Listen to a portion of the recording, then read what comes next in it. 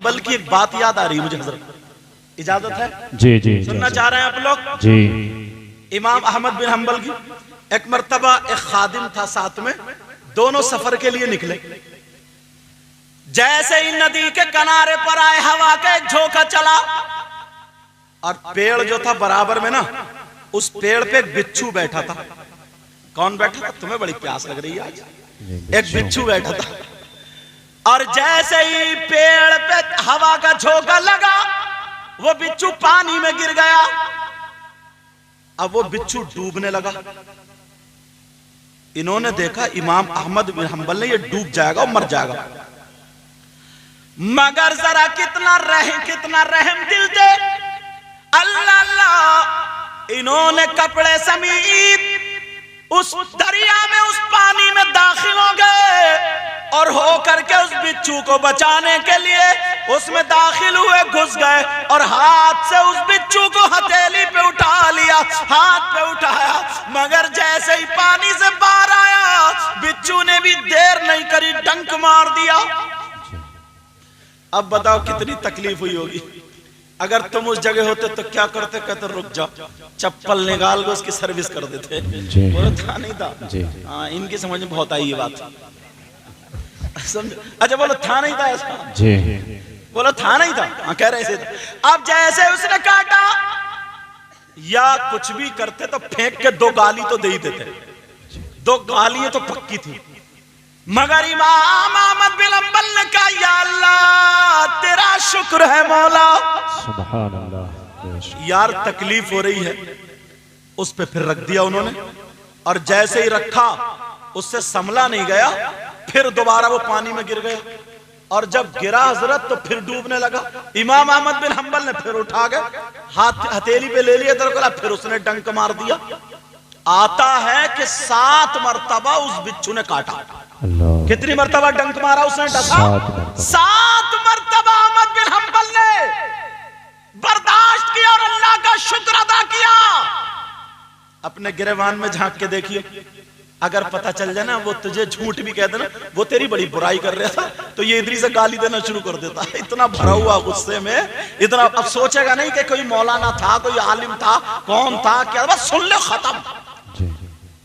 अल्लाह अल्लाह। इमाम अहमद बिन हंबल ऐसे इमाम अहमद बिन हंबल नहीं बनते। 7 मरतबा डंक मारा और जैसे ही डंक मारा उन्होंने अल्लाह का शुक्र अदा किया, फिर भी रख दिया। जो खादिम था ना बराबर में मुरीद, उसे गुस्सा आ गया। वो कहने लगा, हुजूर गुस्ताखी माफ। बोले बोलो। बोले इजाजत दे देना, इसे 2 मिनट में ठीक कर दूंगा। अच्छा मुरीदों को कुछ गुस्सा ज्यादा ही आता है। जी जी। ये भी है, पीर को कम आता। पीर तो खाली एक उंगली लगा देता है, बाकी तो सारी सुन्नतें मुरीद ही अदा करते हैं। जी। बोलो है कि नहीं? लेकिन सुनने की बात है, अल्लाह अल्लाह। उन्होंने वो खादिम बोला, हुजूर बस थोड़ी इजाजत दे दे, से डुबा के दोबारा मार दूंगा मैं। 7 मरतबा इसने काटा। मगर अहमद बिन हंबल का जरा जुमला सुनो।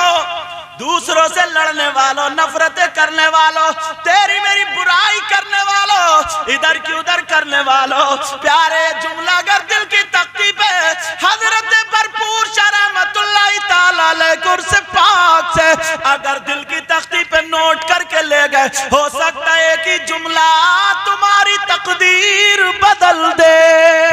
सुभान अल्लाह। उन्होंने कहा क्या? क्या हुजूर आप इजाजत दे दे, इजाजत दे दे, मैं इसे अभी 2 मिनट में संभाल दूंगा।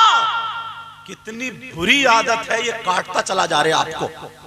इमाम अहमद बिन हंबल बोले, अच्छा जनाब पहले तो अपना गुस्सा काबू में करो, तुम बहादुर नहीं हो। हजरत अली ने फरमाया कि जो गुस्से को काबू में कर ले वही बड़ा बहादुर है। पहले गुस्सा काबू में करो और दूसरी बात यह है, ये इसकी बुरी आदत है ना, काट रहा। तुम क्या जानते हो इसे मार दूं मैं? कहा जी? बोले अच्छा। बोले जब ये अपनी बुरी आदत नहीं छोड़ सकता तो मैं अपनी अच्छी आदत कैसे छोड़ दूं? सुभान अल्लाह। कहा जब ये अपनी बुरी आदत नहीं छोड़ सकता तो मैं अपनी अच्छी आदत कैसे छोड़ दूं? अब कुरान तो हम लोग पढ़ते हैं ना, सही बता रहा हूं, माफ करना मैं भी आ रहा हूं और जगहों पे भी जाता हूं। अगर ये तरक्की कर रहे हैं, ये करना, ये कर रहे हैं, तो जलने वाले खुद ब खुद दो एक हो जाते हैं।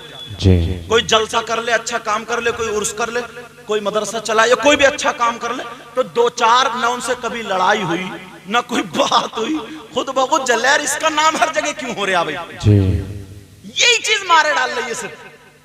इमाम आजम अबू हनीफा को जरा सुनो, एक जुमला ये भी सुन लेना, सहाबा के बाद, अंबिया और रसूल के बाद मर्तबा किसका था? बोलो सहाबा का। साहबा अब सहाबा के बाद उम्मत मुस्लिमा को अगर जिस जात से सबसे ज्यादा फायदा मिला है, दीन और इस्लाम का फायदा हुआ है, उस जात का नाम इमाम आजम अबू हनीफा। जी माशाअल्लाह सुभान अल्लाह। उस जात का नाम इमाम आजम अबू हनीफा। इन्होंने अपने आप को एक तरफ कर लिया और ये रात को अल्लाह की इबादत करते थे। पूरी रात रो रो करके कुरान की तिलावत, पूरी रात रो रो करके अल्लाह को याद कर। इतने बड़े इमाम आजम अबू हनीफा पूरी रात इबादत करते थे, मगर इनकी पड़ोस में एक जूती सिलने वाला, पड़ोस में एक जूती सिलने वाला, जिसको मूची बोलते हैं, क्या बोलते हैं? मूची। वो जूती सिलने वाला, उसकी बुरी आदत थी, रात को शराब पी के घर में गालियां बकता था, शोर मचाता था, बर्तन तोड़ फोड़ करता था, पूरे घर वालों के नाक में दम था। इमाम आजम अबू हनीफा अपनी छत पे इबादत करते थे, अल्लाह तबारक व तआला की इबादत, अल्लाह की बारगाह में रोया करते थे, गुनाहों से तौबा करते थे। रात गुजर रही और ये रात भर हंगामा करता था, घर वाले उसे डांटते थे, मारते थे, बांध के डाल दिया करते थे, मगर इमाम आजम अबू हनीफा ने एक दिन भी उसे डांटा नहीं, एक दिन भी उसे कुछ भी नहीं कहा, एक दिन भी उसकी हिजो नहीं की। अब एक दिन मामला क्या हुआ, और इमाम आजम अबू हनीफा अल्लाह काजी थे, जिनका फतवा आलम इस्लाम में चलता था, वो इमाम आजम अबू हनीफा एक दिन रात को जब इबादत कर रहे थे, पूरी रात उस घर से कोई भी आवाज नहीं आई, बिल्कुल आराम से इबादत। सुबह को इमाम आजम अबू हनीफा उसके दरवाजे पे पहुंच गए।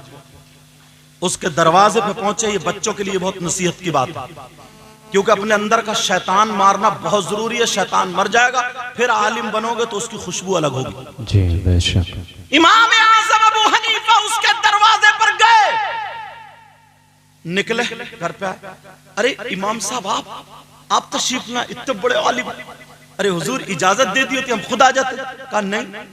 बोले पता नहीं वो इस घर में एक शख्स था, वो जो जूती का काम करता, मोची, वो रोजाना रात को हंगामा करता था, आज उसने हंगामा नहीं किया, उसकी खैरियत लेने आया हूं, ठीक तो है वो, दुनिया पे है कि नहीं है, कोई परेशानी तो नहीं है, क्या बात है? कौन पहुंचे ये? अरे यार इमाम आजम अबू हनीफा थे, कोई छोटा मोटा मौलाना नहीं था ये। इमाम आजम अबू हनीफा गए। अब जब इतना कहा, बोले हुजूर हमें बहुत बुरा लगता था आप इबादत करते, शोर, आज के बाद इस घर से शोर की आवाज नहीं आई, आज के बाद शोर मचाने वाला खत्म, आज के बाद कोई आवाज नहीं, आप इत्मीनान से अपनी इबादत करें। कहा ये तो बताए हुआ क्या इंतकाल हो गया? कहा नहीं, सरकारी पुलिस आई थी, हमारी नाक में दम हो गया था, हमने सरकारी पुलिस को बुला करके उसको जेल में डलवा दिया। अब वो जेल में रहेगा, जेल में यहां नहीं आएगा, नाक में दम कर दिया उसने। घर वाले भी परेशान थे। अल्लाह, दिन भर गुजरा इमाम आजम अबू हनीफा का, वो रात भी गुजर गई। दूसरे दिन सुबह को इमाम आजम अबू हनीफा हाकिम के पास गए, मुलाकात की। का ऐसे ऐसे मेरे पड़ोस में एक शख्स रहता था, का हुजूर हमें पता चला है, आप तशरीफ लाएं, बताइए। हाकिम देख के खड़ा हो गया, इमाम आजम अबू हनीफा थे, आप तशरीफ लाएं, बताइए। इमाम आजम अबू हनीफा ने कहा मैं पड़ोसी हूँ, पड़ोसी का कुछ तो मुझ पे हक होता, पड़ोसी का पड़ोसी पे कुछ तो हक होता है, इसी लिहाज से मैं आया हूँ, उसकी खैर खबर के लिए आया हूँ, पता चला उसे